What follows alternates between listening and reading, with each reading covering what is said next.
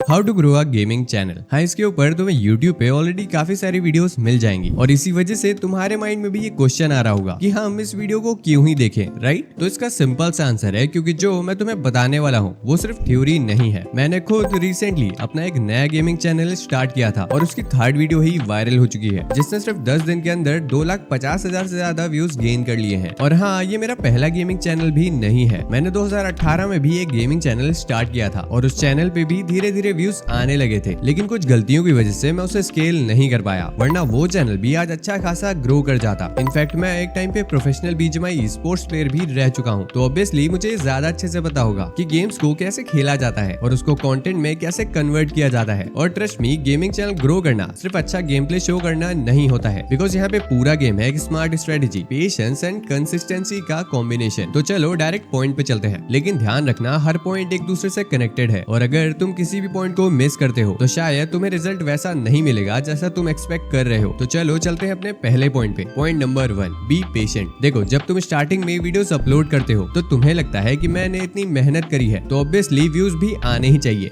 लेकिन रियलिटी ये है कि यूट्यूब को टाइम लगता है ये समझने के लिए कि तुम्हारा कंटेंट किस ऑडियंस के लिए बेस्ट है। अब इसे एक एग्जांपल से समझते हैं। मान लो तुम BGMI game play videos upload करते हो, तो स्टार्टिंग में यूट्यूब तुम्हारी वीडियोस को रैंडम ऑडियंस को पुश करता है और उन्हीं ऑडियंस में कुछ लोगों को तुम्हारी वीडियोस पसंद आती हैं तो कुछ स्किप कर देते हैं, और इसी प्रोसेस में यूट्यूब ये डिसाइड करता है कि तुम्हारी एक्चुअल ऑडियंस कौन है। अब प्रॉब्लम तब आती है जब तुम 5-6 वीडियोस अपलोड करने के बाद ये डिसाइड कर लेते हो कि मैं अब और वीडियोस अपलोड नहीं करूंगा, बिकॉज अभी तक जितनी भी वीडियोस मैंने यूट्यूब पे अपलोड की हैं उस पे ज्यादा व्यूज नहीं आए थे, जबकि रियलिटी में यूट्यूब तुम्हारी वीडियोस को स्लोली टेस्ट कर रहा था ताकि वो तुम्हारी टारगेट ऑडियंस को फाइंड कर सके। इसीलिए अगर तुम अपने चैनल को एक्चुअली ग्रो करना चाहते हो तो तुम्हें थोड़ा सा पेशेंस रखना पड़ेगा। और अगर तुम एक न्यू क्रिएटर हो तो अपनी स्टार्टिंग की 15-20 वीडियो से ज्यादा उम्मीद मत रखना, लेकिन हाँ, अपनी हर वीडियो में इम्प्रूवमेंट करते रहना। जैसे एक वीडियो की एडिटिंग अच्छी की तो अगले की वॉइस ओवर इम्प्रूव करना, और स्लोली तुम ये नोटिस कर पाओगे कि तुम्हारी वीडियोस का ऑडियंस रिटेंशन ग्राफ काफी इम्प्रूव हो रहा है। और वहीं से स्टार्ट होती है हमारे चैनल की एक्चुअल ग्रोथ। लेकिन सीरियसली पेशेंस तभी काम करता है जब तुम अपनी डायरेक्शन को बार बार चेंज नहीं करोगे। मान लो तुमने अपने चैनल पे स्टार्टिंग में BGMI game play videos upload की एंड फिर कुछ दिनों बाद तुमने नोटिस किया कि XYZ गेम पे अच्छे खासे व्यूज आ रहे हैं और तुमने अगले ही दिन बीजीएमआई को छोड़ के उस XYZ गेम की वीडियोस बनाना स्टार्ट कर दिया। फिर थोड़े दिन बाद एक न्यू ट्रेंडिंग गेम और तुम्हारा कंटेंट फिर से चेंज। काफी सारे क्रिएटर्स को ये लगता है कि उनका एक गेमिंग चैनल है तो वो किसी भी गेम का गेम प्ले वीडियो अपने चैनल पे अपलोड कर सकते हैं, बट ये सच नहीं है। यहाँ पे तुम्हें एक बात समझनी पड़ेगी कि हर एक गेम की अलग एक ऑडियंस होती है। जरूरी नहीं है कि एक व्यूअर बीजीएमआई की वीडियोस देखता है इसका मतलब वो COD मोबाइल की भी वीडियोस देखता होगा। और तुमने भी ये नोटिस किया होगा, क्रिएटर जैसे स्काउट या फिर मॉर्टल, इन्होंने स्टार्टिंग से ही एक ही टाइप का कंटेंट बनाया था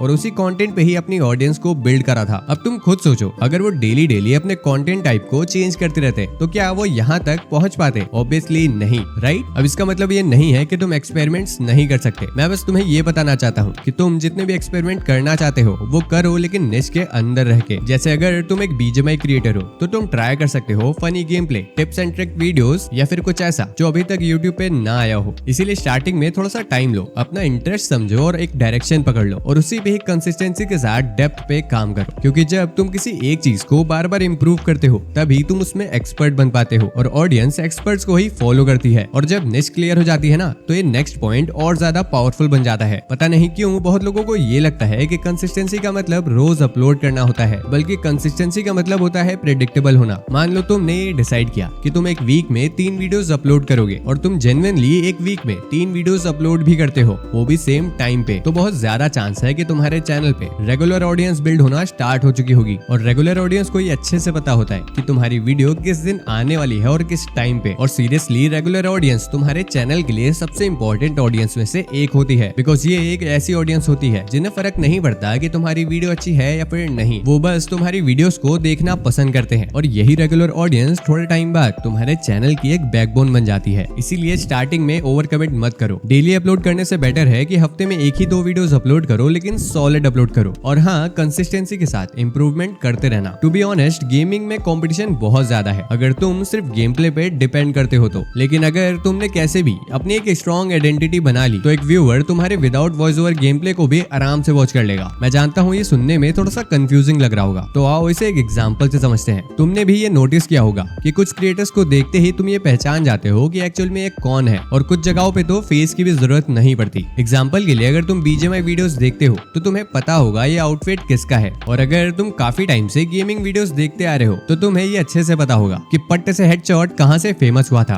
तो इसीलिए कभी भी ये मत सोचना कि इतनी छोटी सी डिटेल से मुझे कौन ही रिकॉग्नाइज कर पाएगा, बिकॉज तुमने यहाँ खुद नोटिस किया कि तुम एक आउटफिट देखते ही ये पहचान जाते हो कि ये किस क्रिएटर का आउटफिट है या फिर इसे कौन पहनता है। और नो डाउट ये सब एक दिन में नहीं होता, ऐसी चीजें डेवलप करने में टाइम लगता है। इसीलिए स्टार्टिंग में थोड़ा सा एक्सपेरिमेंट्स करना, ये फाइंड करने की कोशिश करना कि एक्चुअली तुम्हें क्या पसंद है। और टू बी ऑनेस्ट वो कुछ भी हो सकता है, तुम्हारा आउटफिट, तुम्हारा सेटअप या तुम्हारे बोलने का तरीका। अब एग्जांपल के लिए मान लो तुम अपनी हर वीडियो के स्टार्टिंग में हेलो बोलते हो और वीडियो को स्टार्ट करते हो, लेकिन तुम्हारा गेम प्ले बाकी क्रिएटर्स के कंपेयर में एकदम बराबर है, ना ज्यादा उनसे अच्छा ना ज्यादा बेकार, लेकिन फिर भी बहुत ज्यादा चांस है कि बहुत सारे व्यूअर्स तुम्हें रिकॉग्नाइज कर ले सिर्फ तुम्हारे हेलो बोलने से। और इसे ही हम बोलते हैं पर्पल काउ इफेक्ट। और तुम्हारा हेलो ही तुम्हारी आइडेंटिटी बन जाता है। और आइडेंटिटी से याद आया कि तुम इस पॉइंट का यूज करके अपनी एक पर्सनल ब्रांडिंग भी बना सकते हो। और यहीं पे आता है point number 5, always give your opinion. To be honest ये पॉइंट काफी अंडररेटेड है, लेकिन पर्सनल ब्रांडिंग और आइडेंटिटी बिल्ड करने में ये बहुत बड़ा रोल प्ले करता है। बहुत सारे गेमिंग क्रिएटर्स सिर्फ अपना गेम प्ले शो करते हैं, लेकिन जो ग्रो करते हैं वो गेम प्ले के साथ अपना दिमाग भी शेयर करते हैं। मान लो तुम एक 1v4 सिचुएशन में हो और तुमने सारे एनिमीज को मार दिया और इस क्लिप को तुमने रिकॉर्ड करके यूट्यूब पे अपलोड कर दिया, तो ऑब्वियसली तुम अकेले नहीं हो जो ये चीज कर रहा है, राइट। लेकिन अगर तुम उस मोमेंट पे ये बोल देते कि यहाँ पे एक एनिमी है, वो भी कवर के पीछे, एंड मैं उसे एंगल बना के मारने जा रहा हूँ, तो बहुत ज्यादा चांस था कि एक व्यूअर सिर्फ देखता नहीं, वो वहाँ पे सीखता भी कि तुम कैसे फाइट लेने जा रहे हो। और सीरियसली जब एक व्यूअर तुम्हारी वीडियो को देखते टाइम कुछ सीखता है तो वो तुम्हारी नेक्स्ट वीडियो को कभी भी वॉच करना नहीं भूलता, बिकॉज उसे हर बार यही लगता है कि तुम इस वीडियो में भी कुछ अच्छा सिखाने वाले हो। इसीलिए ट्राई करना अपने इंपॉर्टेंट मोमेंट्स पे अपने थॉट प्रोसेस को